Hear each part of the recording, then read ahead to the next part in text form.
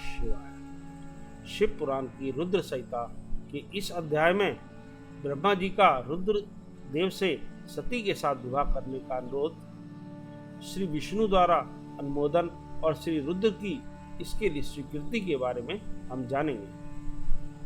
ब्रह्मा जी कहते हैं, श्री विष्णु आदि देवताओं द्वारा की हुई उस स्तुति को सुनकर सबकी उत्पत्ति के हेतु भेदभूत भगवान शंकर बड़े प्रसन्न हुए और जोर जोर से हंसने लगे। मुझ ब्रह्मा और विष्णु को अपनी अपनी पत्नी के साथ आया हुआ देख महादेव जी ने हम लोगों से यथोचित वार्तालाप किया और हमारे आगमन का कारण पूछा। रुद्र बोले, हे हरे, हे विधे तथा हे देवताओं और महर्षियों, यहाँ अपने आने का ठीक ठीक कारण बताओ। तुम लोग किस लिए यहाँ आए हो और कौन सा कार्य आ पड़ा है, वह सब मैं सुनना चाहता हूँ, क्योंकि तुम्हारे द्वारा की गई स्तुति मेरा मन बहुत प्रसन्न है। से मेरा मन बहुत प्रसन्न है। मुने महादेव जी के इस प्रकार पूछने पर भगवान विष्णु की आज्ञा से मैंने वार्तालाप आरंभ किया। मुझ ब्रह्मा ने कहा, देव महादेव करुणा सागर प्रभु, हम दोनों इन देवताओं और ऋषियों के साथ जिस उद्देश्य से यहाँ आए हैं उसे सुनिए। विशेषतः आपके लिए हमारा यह यहाँ आगमन हुआ है, क्योंकि हम तीनों सहार्थी हैं और सृष्टि चक्र के संचालन रूप प्रयोजन की सिद्धि के लिए एक दूसरे के सहायक हैं। सहार्थी को सदा परस्पर यथा योग्य सहयोग करना चाहिए, अन्यथा यह जगत टिक नहीं सकता। महेश्वर, कुछ ऐसे असुर उत्पन्न होंगे जो मेरे हाथ से मारे जाएंगे, कुछ भगवान विष्णु के और कुछ आपके हाथों नष्ट होंगे।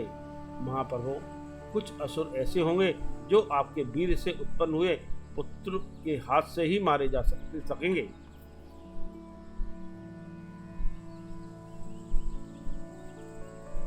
पर वो कभी कोई बिरले ही असुर ऐसे होंगे जो माया के हाथों द्वारा वध को प्राप्त होंगे। आप भगवान शंकर की कृपा से ही देवताओं को सदा उत्तम सुख प्राप्त होगा। घोर असुरों का विनाश करके आप जगत को सदा स्वास्थ्य एवं अभय प्रदान करेंगे। अथवा यह भी संभव है कि आपके हाथ से कोई भी असुर न मारा जाए, क्योंकि आप सदा योग युक्त रहते हुए राग द्वेष से रहित हैं तथा एकमात्र दया करने में ही लगे रहते हैं। यदि वे असुर भी आराधित हों, आपकी दया से अनुग्रहित होते रहे, तो सृष्टि और पालन का कार्य कैसे चल सकता है। अतः वृषभ ध्वज आपको प्रतिदिन सृष्टि आदि के उपयुक्त कार्य करने के लिए उद्यत रहना चाहिए। यदि सृष्टि पालन और संहार रूप कर्म न करने हो, तब तो हमने माया से जो भिन्न भिन्न प्रकार के शरीर धारण किए हैं, उनकी कोई उपयोगिता अथवा औचित्य ही नहीं है। वास्तव में हम तीनों एक ही हैं, कार्य के भेद से भिन्न भिन्न देह धारण करके स्थित हैं। यदि कार्य भेद न सिद्ध हो, तब तो हमारे रूप भेद का कोई प्रयोजन ही नहीं है। देव एक ही परमात्मा महेश्वर तीन स्वरूपों में अभिव्यक्ति हुए हैं। इस रूप भेद में उनकी अपनी माया ही कारण है। वास्तव में प्रभु स्वतंत्र हैं, वे लीला के उद्देश्य से ही ये सृष्टि आदि कार्य करते हैं। भगवान श्री हरि उनके बाएं अंग से प्रकट हुए हैं, मैं ब्रह्मा उनके दाएं अंग से प्रकट हुआ हूँ, और आप रुद्रदेव उन सदाशिव के हृदय से आविर्भूत हुए हैं। अतः आप भी शिव के पूर्ण रूप हैं, पर वो इस प्रकार अभिन्न रूप होते हुए भी हम तीन रूपों में प्रकट हैं।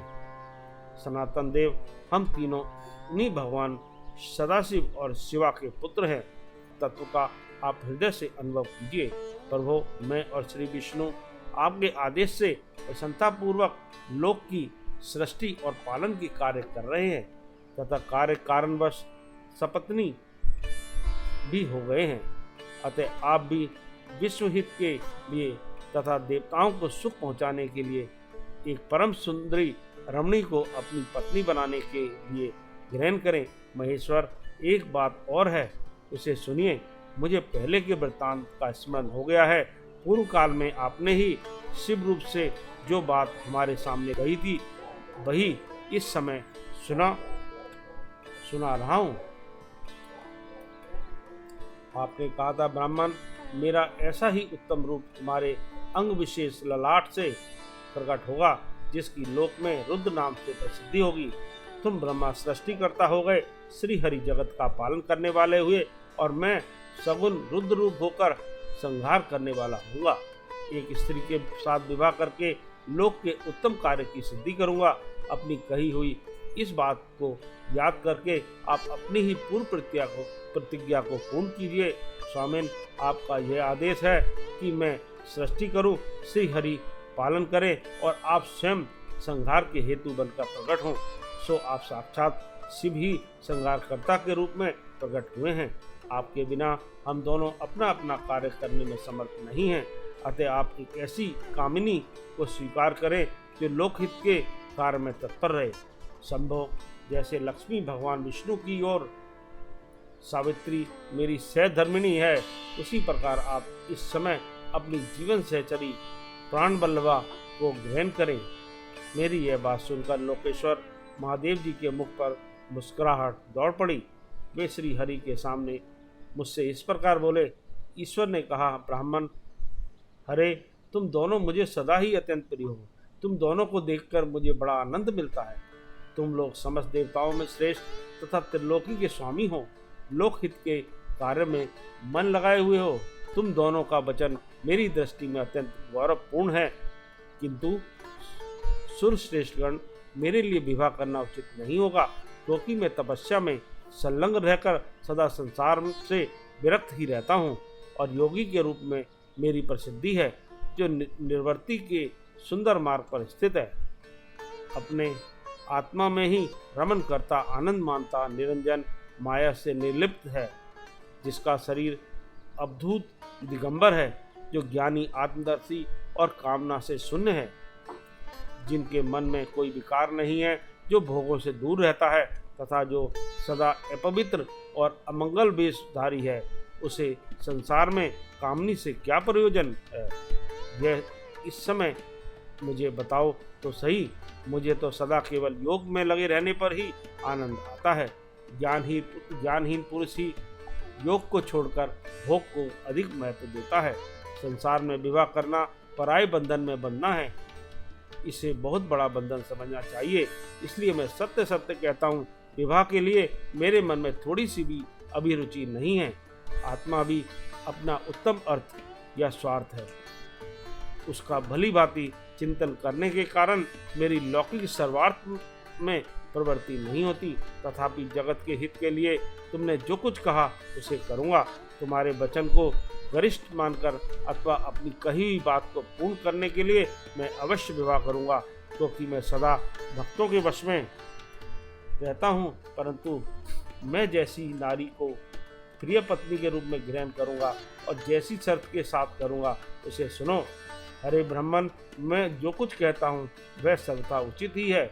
जो नारी मेरे तेज को विभागपूर्वक ग्रहण कर सके, जो योगिनी तथा इच्छानुसार रूप धारण करने वाली हो, उसी को तुम पत्नी बनाने के लिए मुझे बताओ। जब मैं योग में तत्पर हूँ तब उसे भी योगिनी बनकर रहना होगा, और जब मैं कामासक्त हूँ तब उसे भी कामिनी के रूप में ही मेरे पास रहना होगा। वेद वेता विद्वान जिन्हें अविनाशी बतलाते हैं, उन ज्योति स्वरूप सनातन शिव का मैं सदा चिंतन करता हूँ और करता रहूँगा। ब्राह्मण, उन सदाशिव के चिंतन में जब मैं न लगा हूँ, तभी उस भामिनी के साथ मैं समागम कर सकता हूँ। जो मेरे शिव चिंतन में विघ्न डालने वाली होगी, वह जीवित नहीं रह सकती, उसे अपने जीवन से हाथ धोना होगा।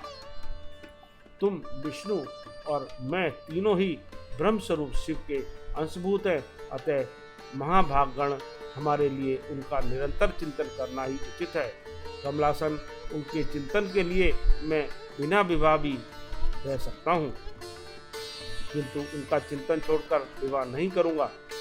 अतः तुम मुझे ऐसी पत्नी प्रदान करो जो सदा मेरे कर्म के अनुकूल चल सके। ब्राह्मण, उसमें भी मेरी एक और शर्त है, तुम उसे सुनो। यदि उस स्त्री को मुझ पर और मेरे वचन पर अविश्वास होगा तो मैं उसे त्याग दूंगा। उनकी यह बात सुनकर मैंने और श्रीहरि ने मंद मुस्कान के साथ मन ही मन प्रसन्नता का अनुभव किया। फिर मैं विनम्र होकर बोला, नाथ महेश्वर प्रभु, आपने जैसी नारी की खोज आरंभ की है वैसी ही स्त्री के विषय में आपको प्रसन्नता पूर्वक कह रहा हूँ। साक्षात सदाशिव की धर्मपत्नी जो उमा है वे ही जगत का कार्य सिद्ध करने के लिए भिन्न भिन्न रूप में प्रकट हुई हैं। प्रभु सरस्वती और लक्ष्मी ये दो रूप धारण करके वे पहले ही यहाँ आ चुकी हैं। इनमें लक्ष्मी तो श्री विष्णु की प्राण बल्लभा हो गई और सरस्वती मेरी। अब हमारे लिए वे तीसरा रूप धारण करके प्रकट हुई हैं। प्रभु लोकहित का कार्य करने की इच्छा वाली देवी शिवा दक्ष पुत्री के रूप में अवतीर्ण हुई हैं। उनका नाम सती है। सती ही ऐसी भार्या हो सकती है जो सदा आपके लिए हितकारिणी हो।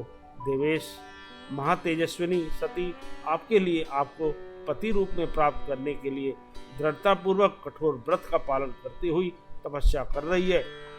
महेश्वर आप उन्हें वर देने के लिए जाइए, कृपा कीजिए और बड़ी प्रसन्नता के साथ उन्हें उनकी तपस्या के अनुरूप वर देकर उनके साथ विवाह कीजिए। शंकर भगवान विष्णु की मेरी तथा इन संपूर्ण देवताओं की यही इच्छा है। आप अपनी शुभ दृष्टि से हमारी इस इच्छा को पूर्ण कीजिए जिससे हम आदरपूर्वक इस उत्सव को देख सके। ऐसा होने से तीनों लोकों में सुख देने वाला परम मंगल होगा और सबकी सारी चिंता मिट जाएगी, इसमें संशय नहीं है। तदंतर मेरी बात समाप्त होने पर लीला विग्रह धारण करने वाले भक्त वत्सल महेश्वर से मधुसूदन अच्युत से इसी का समर्थन किया। तब भक्त वत्सल भगवान शिव ने हंसकर कहा, बहुत अच्छा, ऐसा ही होगा। उनके ऐसा कहने पर हम दोनों उनसे आज्ञा ले अपनी पत्नी तथा देवताओं और मुनियों के साथ अत्यंत प्रसन्न हो अपने अभिष्ट स्थान को चले गए। इस प्रकार रुद्र संहिता का यह अध्याय समाप्त होता है और आगे के अध्याय में हम जानेंगे सती को शिव से वर की प्राप्ति तथा भगवान शिव का ब्रह्मा जी को दक्ष के पास भेजकर सती का वर्ण करने का विवरण जानेंगे। ओम नमः शिवाय।